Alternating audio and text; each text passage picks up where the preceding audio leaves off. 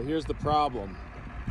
Roads are so covered in slop and salt, you can't even see out of the windows or the mirror through all this shit.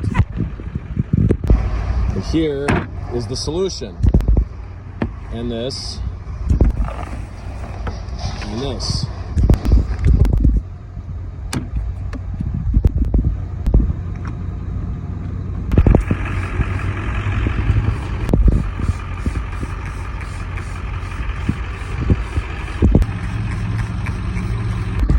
Might as well do the headlights too.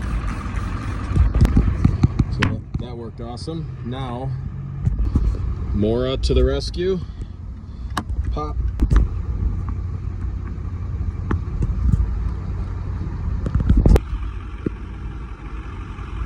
Bye-bye, salt.